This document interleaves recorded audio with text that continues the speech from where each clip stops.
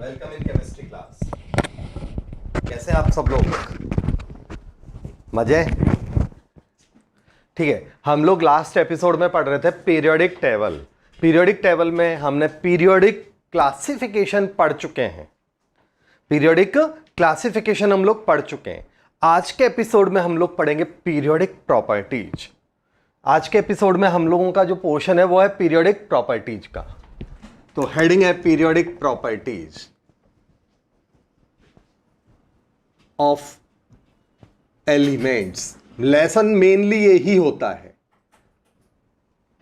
Periodic table तो get together है, वहां से एकेडमिक में भी इतना क्वेश्चन नहीं आता, थोड़ा बहुत बनता है, बट कंपटीशन में तो ये मान लो वहां से गलती से क्वेश्चन आता है। बट ये सबसे मेन पोर्शन है पीरियोडिक टेबल का, ये आगे ब्लॉक्स में भी सारा काम आएगा। तो मेरा जो पढ़ाने का तरीका होगा आपको, उसमें ये सब कुछ कवर करूंगा मैं, मतलब ब्लॉक्स को भी काफी हद तक निपटा दूंगा। ठीक है, चालू करते हैं पीरियोडिक प्रॉपर्टीज में। पहली पीरियोडिक प्रॉपर्टी है वो है atomic radii. Atomic radii, radius, atomic size, कुछ भी वर्ड काम में ले सकते हैं। तो नाम से ही पता है, हेडिंग से पता है सबको, एटम का जो रेडियस होता है, एटम का जो साइज होता है, उसे कहते हैं एटॉमिक रेडियाई या एटॉमिक साइज। क्लियर है सबको? ये तो कॉमन सेंस की बात है। तो अगर मैं इसकी डेफिनेशन बोलूं, अगर मैं इसकी डेफिनेशन बोलूंगा तो क्या होगा? दो जो एटम्स हैं, टेक्निकल बताऊंगा अभी, दो जो एटम्स हैं उनके बीच की डिस्टेंस। अब इसकी टेक्निकल डेफिनेशन क्या? Inter nuclear distance between two bonded atoms. जो दो बॉन्डेड एटम्स हैं ऐसे, उनके बीच की इंटर न्यूक्लियर डिस्टेंस, ये जो डिस्टेंस है इसे कहते हैं हम लोग बॉन्ड लेंथ। इसे कहते हैं हम लोग बॉन्ड लेंथ। क्लियर? आगे बात समझ में? ये एक एटम ए है, ये दूसरा एटम बी है, ठीक है ना? तो बॉन्ड लेंथ क्या है यहां पर? अगर मैं बॉन्ड लेंथ की बात करूं तो radius of A plus radius of B, ये हो गया। अगर दोनों एटम सेम है तो रेडियस क्या होगा? एटॉमिक रेडियस जनरली अगर सेम एटम है तो क्या होगा? तो आंसर है वो बाबूलाल, मतलब बॉन्ड लेंथ का आधा हो जाता है। बात आती है हमने ऐसे क्यों किया, इसकी जरूरत क्यों पड़ी, ये अगला अपना क्वेश्चन है कि हमने ऐसे क्यों किया। तो सीधा सा फंडा है यहां पर। सीधा सा फंडा क्या है इसमें कि एटम का रेडियस डायरेक्ट निकालना बच्चों पॉसिबल नहीं है। दो एटम्स को क्यों लिया, यही तो क्वेश्चन है ना। तो एटम का डायरेक्ट रेडियस निकालना पॉसिबल नहीं है बिकॉज पहला पॉइंट, एटम बहुत छोटा साइज का होता है। पिकोमीटर में, नैनोमीटर में उसकी वैल्यूज निकलती है। ऐसा नहीं कि इंच टेप निकाल के नाप डाला इतना सेंटीमीटर इतना मीटर ना, तो बिल्कुल बहुत छोटा साइज है। दूसरा, उसका फ्री एग्जिस्टेंस एटम का नहीं होता। दूसरा है एटम का फ्री एग्जिस्टेंस नहीं होता। तो ये दो मेन लॉजिक है। पहला रिपीट कर रहा हूं, एटम हाईली रिएक्टिव है तो उसका फ्री एग्जिस्टेंस नहीं होता। दूसरा कि एटम बहुत छोटा साइज का होता है तो इसलिए उसकी रेडियस को डायरेक्ट निकालना बहुत मुश्किल होता है। तो बात आती है एटम की रेडियस, एटम का साइज कहां निकाला जाता है? तो एटम का साइज निकाला जाता है स्टूडेंट्स उनमें ऐसे एटम्स जो आपस में बॉन्डेड हो। सेम हो तो अच्छी बात है, नहीं हो तो कोई बात नहीं, अलग अलग लेंगे। तो उनमें दोनों जो बॉन्डेड एटम्स है उनके बीच की इंटर न्यूक्लियर डिस्टेंस निकाल के उसका हाफ कर लेते हैं। तो ये होता है एटॉमिक रेडियाई। एटॉमिक रेडियाई निकालने की जो टेक्निक है ये है बहुत माइन्यूट टेक्निक होती है, एक्सरे डिफ्रैक्शन। कैसे निकलता है? बाय इलेक्ट्रॉन डिफ्रैक्शन और एक्सरे डिफ्रैक्शन। ऐसे जो माइन्यूट टेक्निक्स होती है ना, उनसे एटॉमिक रेडियस का कैलकुलेशन होता है। क्लियर हो गया? ये बहुत माइन्यूट टेक्निक है। मतलब कारण है कि इतना छोटा है ना, नैनोमीटर में, पिकोमीटर में जब दिखता है कोई वैल्यू, तो ऐसा तो है नहीं कि लेंस से देख लिया या टुकुर टुकुर आंखों से देख लिया, दिखेगा ही नहीं।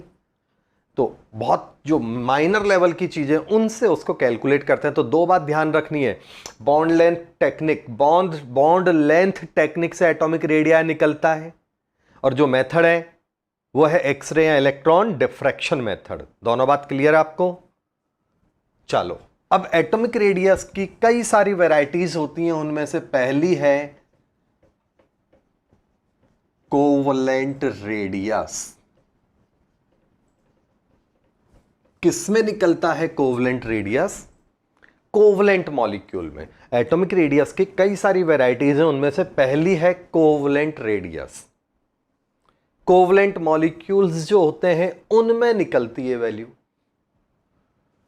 ठीक है, आ गया समझ में? कोई डाउट है तो बोल दो। अब कोवलेंट मॉलिक्यूल में जो रेडियस निकलेगी, लिख देता हूं एक लाइन, इन कोवलेंट मॉलिक्यूल्स, दो बॉन्डेड एटम्स हैं, एक और दूसरा। तो इनमें क्या होता है, कोवलेंट मॉलिक्यूल जनरली गैस होते हैं या फिर लिक्विड होते हैं। तो मॉलिक्यूल्स में एटम्स एक दूसरे को ऐसे ओवरलैप कर जाते हैं। ये डायग्राम को मत देखना, अब इस डायग्राम को देखो। ये तो रफ डायग्राम था, अब उसकी वैरायटी वाइज डायग्राम चेंज होगा। तो कोवलेंट मॉलिक्यूल्स में एटम क्या होता है, गैस या लिक्विड होने के कारण एक दूसरे को ओवरलैप कर जाते हैं।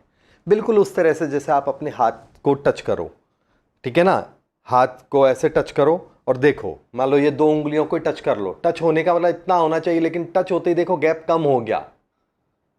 प्रैक्टिकली खुद फील करो अपने उंगलियों को, या अपने स्पंजी पार्ट को टच करो, देखो दब जाता है, वो है ओवरलैप। तो यहां पर भी ओवरलैप हुआ।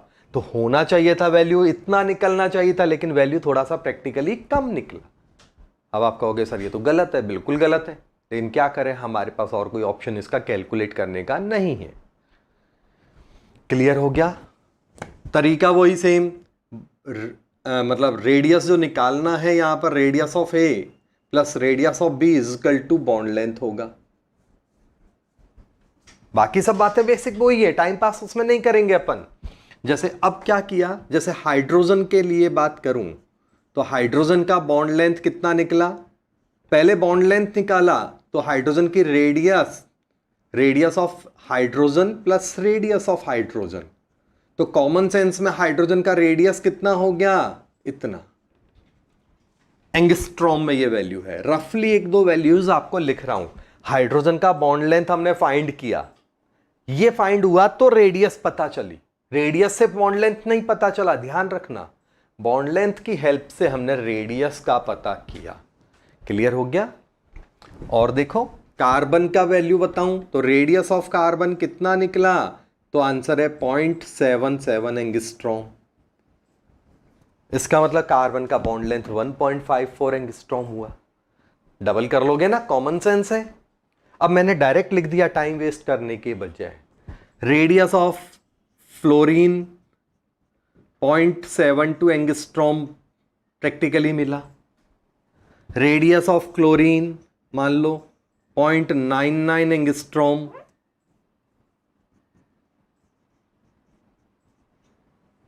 ऐसे मिला। हाँ या ना? कोई डाउट है तो बोल दो।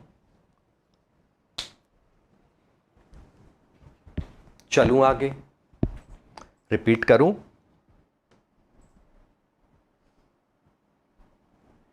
रेडियस ऑफ क्लोरीन इतना था, radius of fluorine, radius of carbon, ऐसे कुछ वैल्यूज हमें मिले।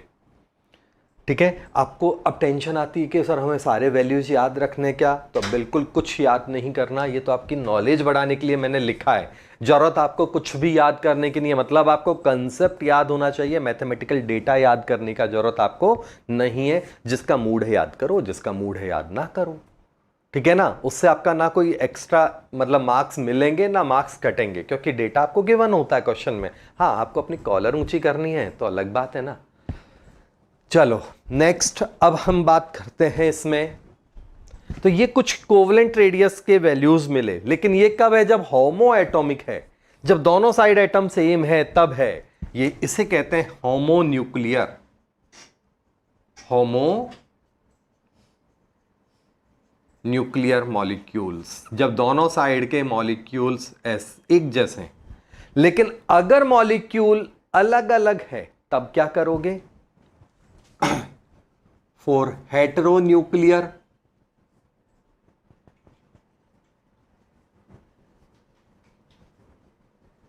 मॉलिक्यूल्स,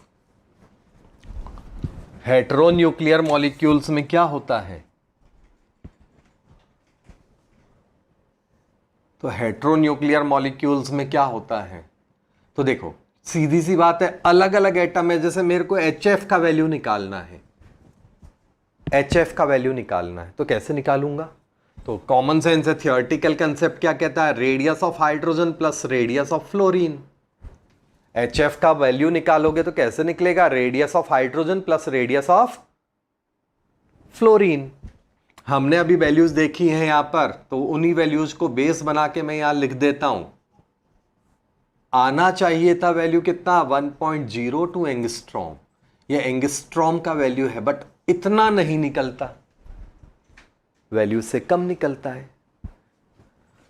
प्रैक्टिकली, थियोरेटिकली क्वेश्चन ऐसा है कि थियोरेटिकली आंसर इतना निकलना चाहिए था फॉर्मूला के हिसाब से, लेकिन आंसर जब निकल रहा है तो कितना निकल रहा है? इतना निकल रहा है। आंसर जब निकल रहा है तो कितना निकल रहा है? तो आंसर इतना निकल रहा है। ये क्या जादू हुआ?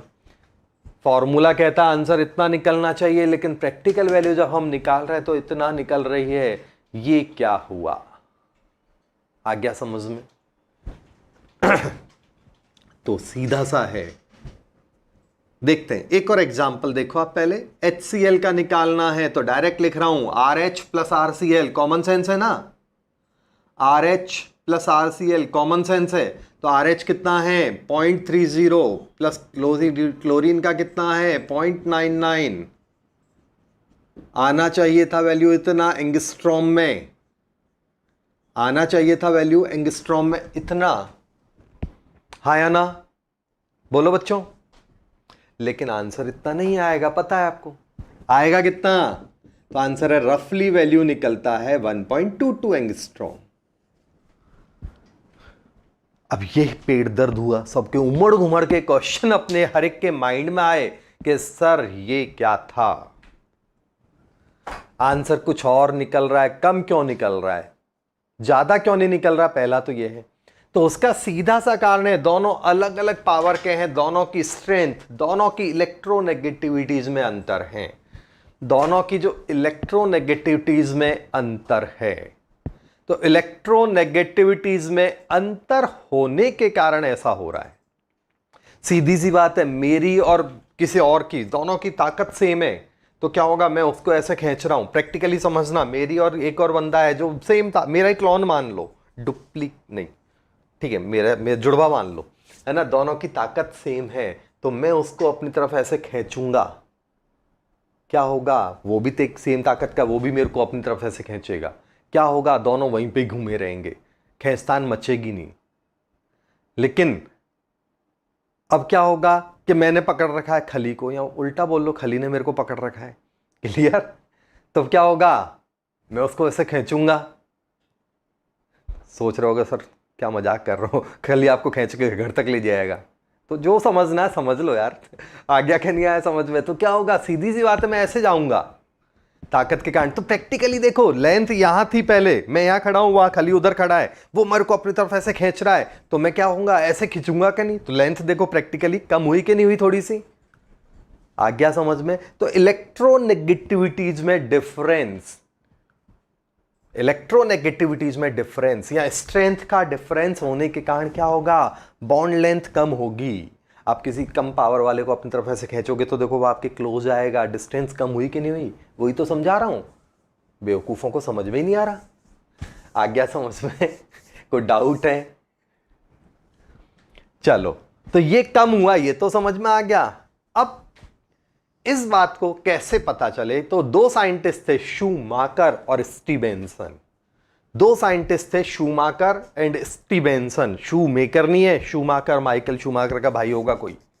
तो उन्होंने एक फॉर्मूला दिया, बोले कि यार ये मच कैसे निकालोगे, तो उन्होंने एक फॉर्मूला दिया इस बात को समझाने के लिए, और उन्होंने कहा radius of A B, sorry radius of A B या बॉन्ड लेंथ जो निकालते दोनों के बीच के डिस्टेंस बोलेंगे इसको डी ए बी। ये कैसे निकलता है, बोले ये आइडियल फॉर्मूला है radius of A plus radius of B. बोले ये तो स्टैंडर्ड कर ही रहे हो आप इतनी देर से, ये कब है कि जब दोनों सेम पावर के। बोले जब इलेक्ट्रोनेगेटिविटीज का डिफरेंस आ गया तो यहां पर क्या होगा, 0.09 एक्स ए माइनस एक्स बी, ये आपका इलेक्ट्रोनेगेटिविटीज का डिफरेंस है। तो इस फॉर्मूले से शूमाकर और स्टीवन, मतलब उन साइंटिस्ट ने क्या किया कि बोले कि ये जो वैल्यू कम हो रही है ना, वो इस फॉर्मूले से आप कैलकुलेट कर सकते हो। आज्ञा समझ में किसी को प्रॉब्लम है तो बोल दो। क्लियर? ये हुआ हमारा केस। किसी को अभी भी प्रॉब्लम आ रही है तो जल्दी से बोलो भाई। तो होमो और हेट्रो का समझ में आया। वैल्यू आपको अगेन मैं बोल रहा हूं, याद करने की जरूरत नहीं है, कंसेप्ट पता होना चाहिए। दूसरी रेडियस लेते हैं एटॉमिक रेडियस के बाद, वो है मेटलिक रेडियस। ये मैं मिटा रहा हूं। एटॉमिक रेडियस में पहली कोवलेंट पढ़ाई थी, कोवलेंट के बाद अगली क्या है अपने बच्चों, तो वो है मेटलिक रेडियस।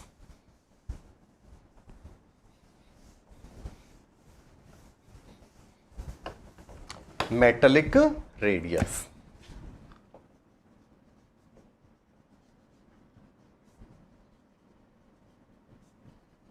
ये हमारे दूसरे नंबर की रेडियस है। हेडिंग से ही पता चल रहा है मेटल्स के बीच की जो रेडियस होगी, मेटल्स के बीच की जो रेडियस होगी उसे कहते हैं मेटलिक रेडियस।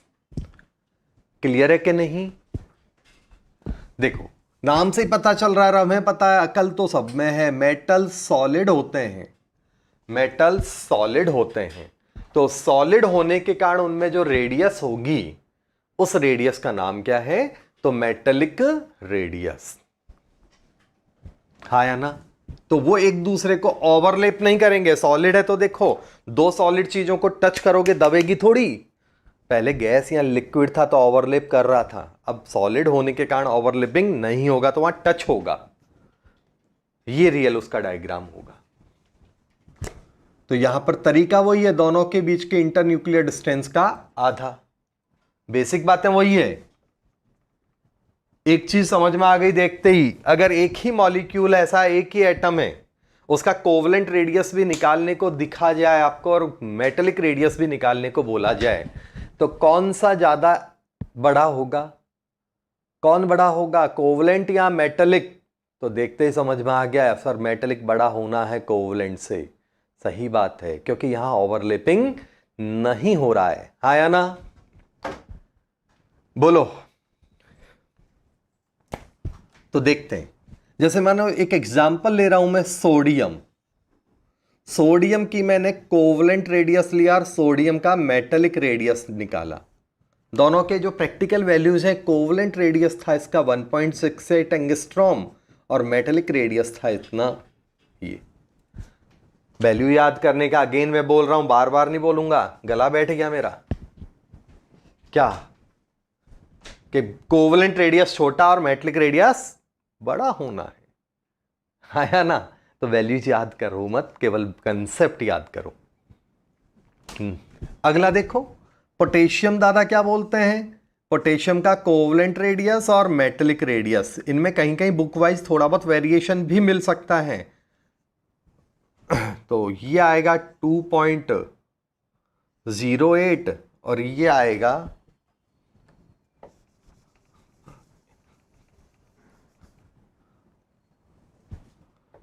2.30 राउंड ऑफ, और ये है 2.08 angstrom.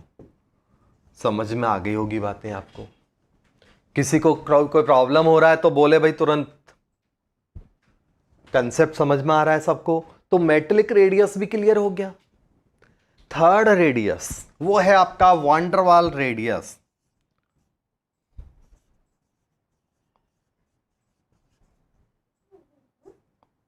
Wander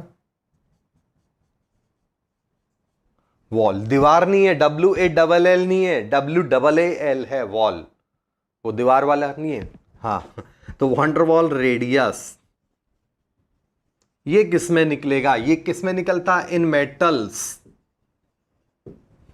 wander wall radius किस में निकलता है, तो ये निकलता इन नॉन बॉन्डेड एटम्स।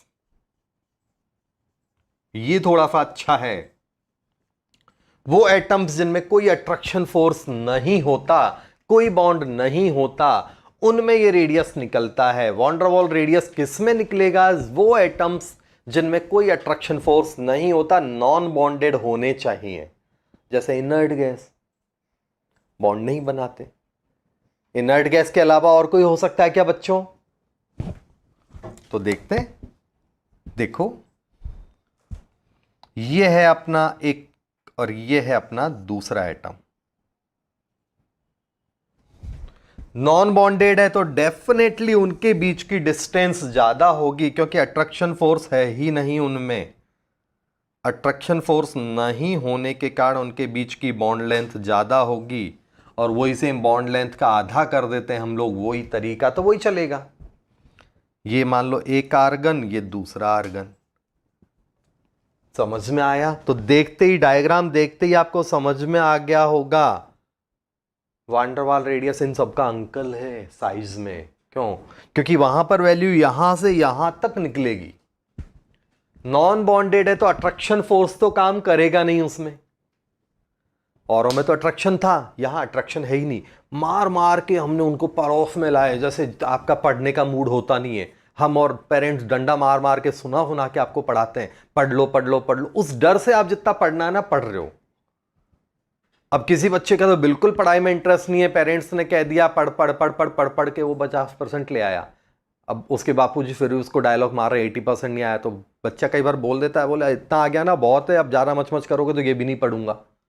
तो एक मिनिमम डिस्टेंस तक ही यहां पर क्लोज आएगा एटम्स, उसके बाद ज्यादा क्लोज नहीं आ सकता, क्योंकि अट्रैक्शन ही नहीं है उनमें। तो एक मिनिमम डिस्टेंस तक आएगा, उसके बाद रिपल्शन काम आ जाएगा तो भागेगा वो। तो ये बात ध्यान रखना, इनकी तरह यहां पर ऐसा नहीं है। ये अट्रैक्शन है, आपका पढ़ाई में इंटरेस्ट है तो 80-90 मजे में बना लेते हो। यहाँ पढ़ाई में इंटरेस्ट नहीं है तो कितना ही मारो पीटो 50-60 जरा बनने वाला है नहीं है, पास हो वही बहुत है। आ गया समझ में? चलो और देखो एक एग्जांपल। ये कौन सा डायग्राम देखते ही आपको समझ में आना चाहिए कौन सी रेडियस है, बोलो। डायग्राम देखते ही आपको समझ में आना चाहिए कौन सी रेडियस है, जल्दी बताओ। ये कौन सी रेडियस है? ये मान लो क्लोरीन मॉलिक्यूल है, ये क्लोरीन मॉलिक्यूल है, तो ये रेडियस कौन सी है? तो आंसर है, डायग्राम देखते ही समझ में आना चाहिए, कोवलेंट रेडियस है। बिल्कुल सही, हाँ या ना? लेकिन अब देखो जादू, दोनों नॉन बॉन्डेड है, उधर बॉन्डेड है इधर बॉन्डेड है, लेकिन ये तो नॉन बॉन्डेड है। दूसरे पे डोरी डाल दिए ना, तो ये जो रेडियस निकलेगी ये होगी वांडर वाल रेडियस। वांडर वाल रेडियस, हाँ या ना? बोलो। तो नॉन बॉन्डेड का मतलब केवल इनर्ट गैसेज नहीं है, अदर गैसेज भी हो सकती है, उनमें ऐसे निकाल सकते हैं। एग्जाम्पल देखो, क्लोरीन बाबा को ही ले लेते हैं। क्लोरीन की कोवलेंट रेडियस अभी बताई थी 0.99 एंगस्ट्रॉम। क्लोरीन की वांडर वाल रेडियस वो होती है लगभग इसका डबल वैल्यू। देखो क्लोरीन की वांडर वाल रेडियस कितनी है, कोवलेंट रेडियस का लगभग डबल। आ गया समझ में? कोई डाउट है? बोलो भाई। इसका मतलब कंक्लूजन क्या निकला? साइज ऑर्डर 3 रेडियस पढ़ी हमने, इन तीनों रेडियस का साइज ऑर्डर क्या निकला? वांडर वाल radius is greater than covalent radius is greater than metallic radius is greater than covalent radius. ये हमारा एक कंक्लूजन निकला। सबसे बड़ी तीनों का ऑर्डर पूछ सकते हैं। अब तक जो भी कथा सुनाई है ना मैंने, अराउंड 30 मिनट से मैं पढ़ा रहा हूं आपको, लगभग 30 मिनट से पढ़ने में कोई ज़्यादा कुछ स्पेशल नहीं पढ़ा है बच्चों, बेसिक्स पढ़े, ऐसा नहीं कि चैलेंजिंग कोई क्वेश्चन बन जाए यहाँ से। ठीक है, टाइम पास का कोई क्वेश्चन बन गया तो अलग बात है, इंपॉर्टेंट कुछ नहीं बनेगा अभी तक। पहला इंपॉर्टेंट क्वेश्चन अगर बनता है कहीं स्कूल लेवल पे तो ये है, उससे पहले का तो टीचर कभी मस्ती के मूड में हो पूछ ले तो अलग बात है, अदरवाइज कोई ज़्यादा सीरियसली बातें नहीं है। आ गया समझ में? डाउट है तो बोल दो, अदरवाइज चलूं आगे।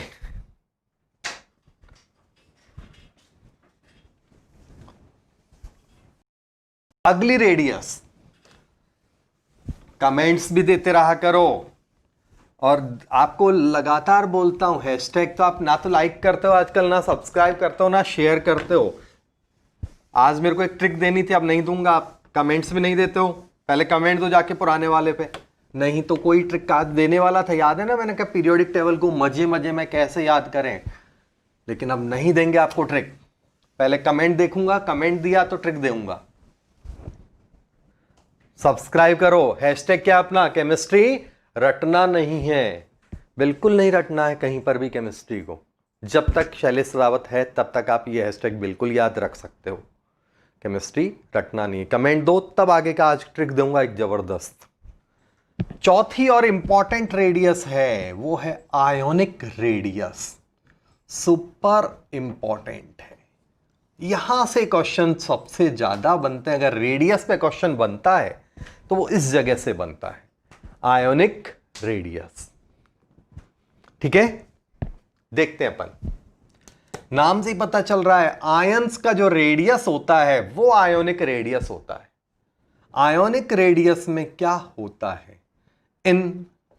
इन आइसो इलेक्ट्रॉनिक सीरीज,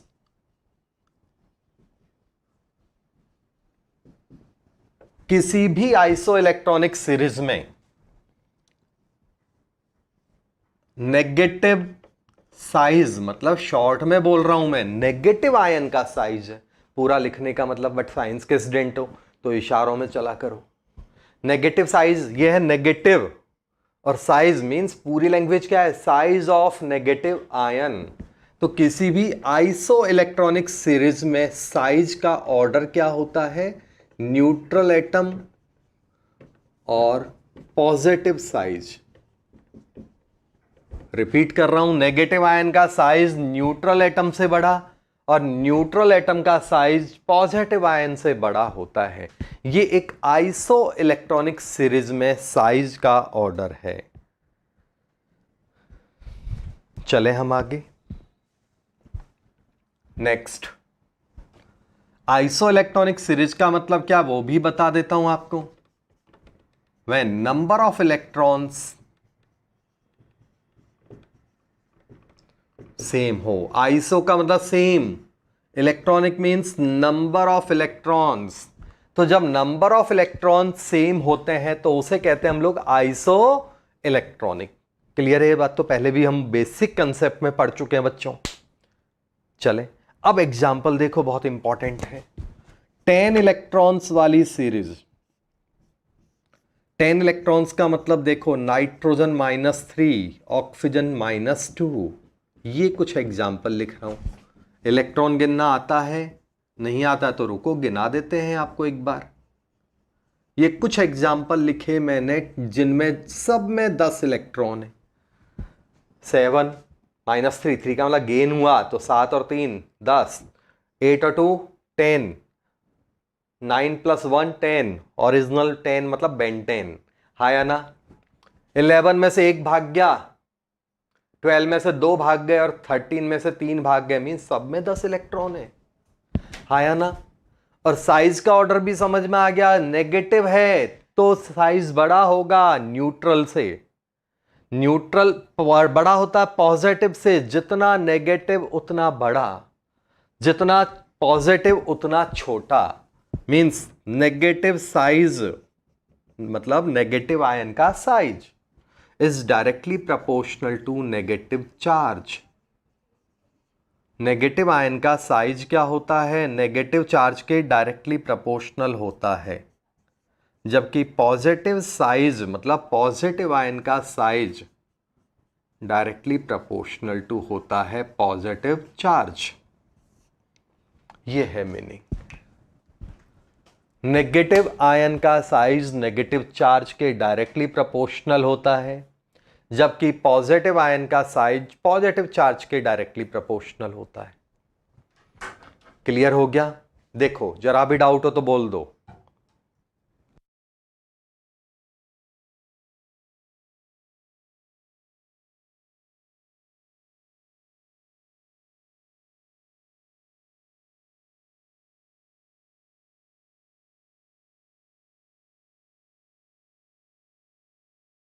ठीक है, आगे देखते हैं हम लोग। तो जितना नेगेटिव उतना बड़ा, समझ में आ गया होगा ऑर्डर। जितना पॉजिटिव उतना छोटा। ये लॉजिक क्लियर है सबको? एक और एग्जांपल देखो आप, 18 इलेक्ट्रॉन वाला। 10 इलेक्ट्रॉन्स के बाद 18 इलेक्ट्रॉन्स वाली सीरीज पे क्वेश्चन बनता है। 18 इलेक्ट्रॉन्स में P-3 S-2 इलेक्ट्रॉन गिन लो भाई खुद। अब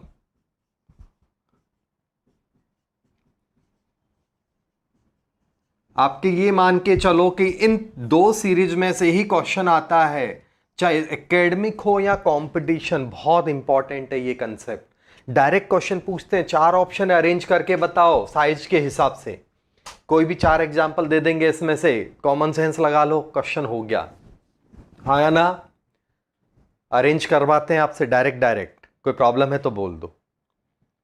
ये 2 सीरीज है, बाकी तो कुछ भी आया अकल होनी चाहिए आपको, बट मोस्ट इंपॉर्टेंट ये 2 ही है। अब हम बात करते हैं यहां पर, वो है आपका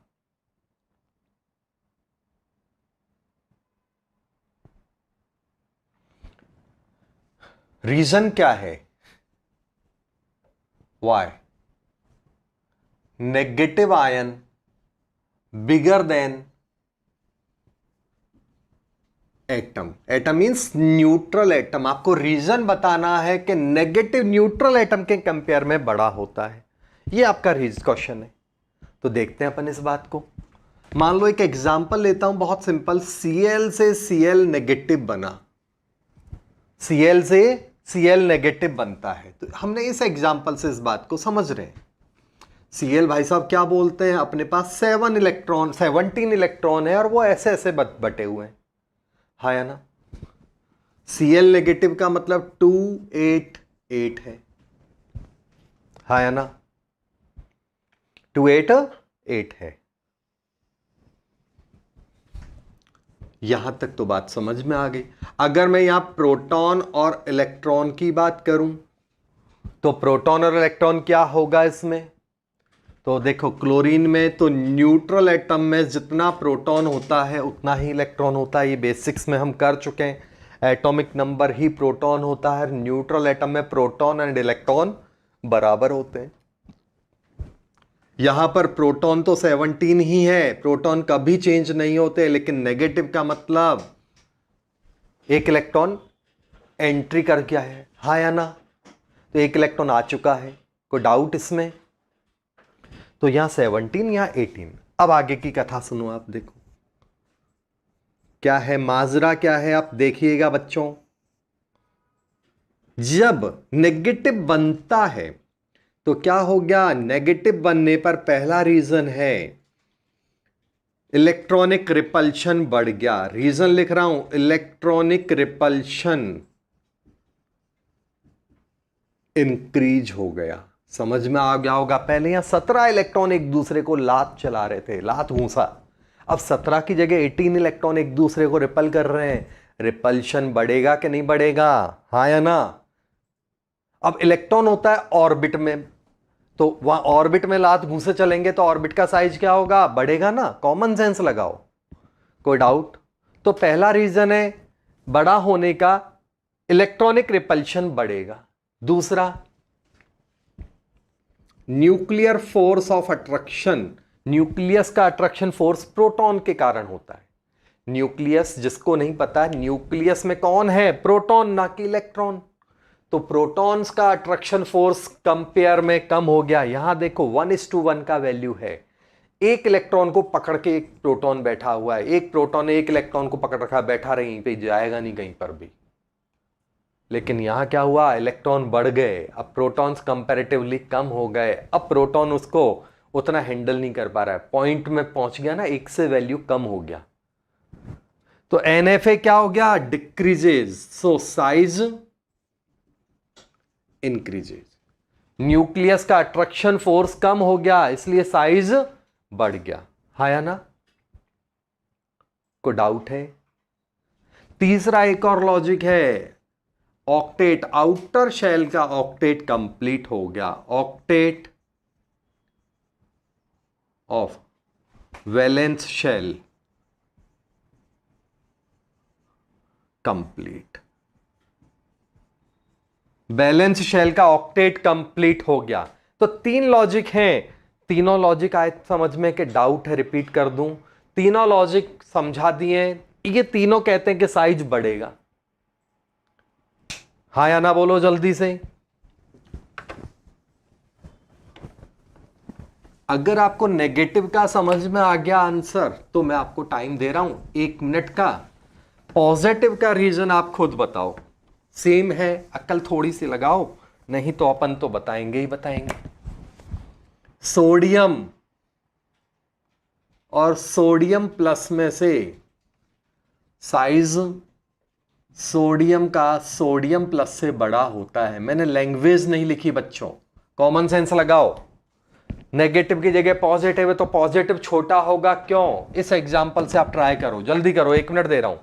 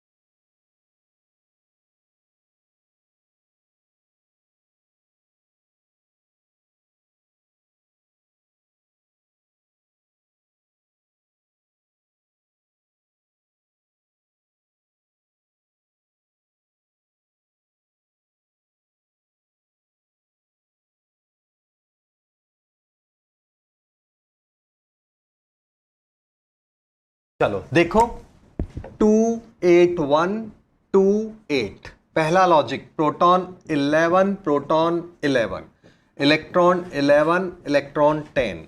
तो पहला लॉजिक, इलेक्ट्रॉनिक रिपल्शन पहले क्या है, कम हो गया, क्योंकि ये 11 लात मुंह से चला रहे हैं, वहां 10 ही लात मुंह से चलाएंगे, तो इलेक्ट्रॉनिक रिपल्शन कम हो जाएगा। दूसरा लॉजिक वही उसी सीरियल में, NFA क्या हो गया आपका, तो NFA बढ़ जाएगा, क्योंकि यहाँ 1:1 है और यहाँ 1.1 हो गया। अब रेशियो देखो, 10 के लिए 11 आ गए, तो NFA बढ़ेगा।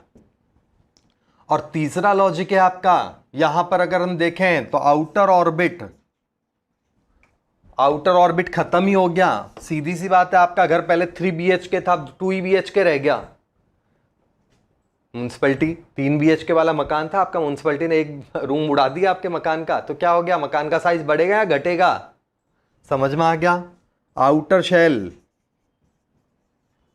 डिस्ट्रॉय हो गया, तो टाटा बाय बाय तो होना ही है, साइज अपने आप क्या हो गया बच्चों, कम हो जाना है। कोई डाउट है तो बोल दो। आया समझ में? तो ये हमने रेडियस के 4 वैरायटीज देखे। एटॉमिक रेडियस की टोटल कितनी वैरायटीज हैं? तो एटॉमिक रेडियस की हमारे पास टोटल 4 वैरायटीज हैं। कौन कौन सी 4 वैरायटीज हैं, समझ में आ गया आपको कि नहीं? बोलो, बराबर है।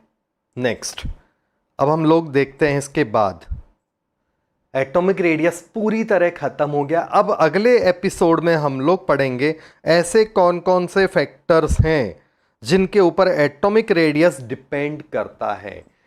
अगला हमारा, अभी ऐसा नहीं कि नहीं तो, लेकिन वो मैं पढ़ाऊंगा अगले एपिसोड में। ऐसे कौन कौन से फैक्टर्स हैं जिनके ऊपर एटॉमिक रेडियस डिपेंड करता है। क्लियर? एक सेकंड।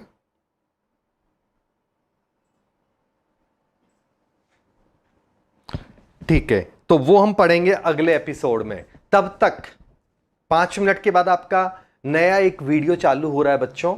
तब तक लाइक करो, कमेंट्स करो, सब्सक्राइब करो, अपना हैशटैग लिखो, केमिस्ट्री रटना नहीं है। आज की ये वाली वीडियो की सभा यहीं समाप्त कर रहा हूं। 5 मिनट के बाद आपका दोबारा लाइव हो रहा है और उसमें हम लोग पूरी पीरियोडिक टेबल को कैसे लर्न करेंगे वो चीज देखने वाले हैं। क्लियर? तो जाना कहीं नहीं, मिलते हैं कमर्शियल ब्रेक के बाद। तब तक कमेंट जरूर दे देना, ठीक है?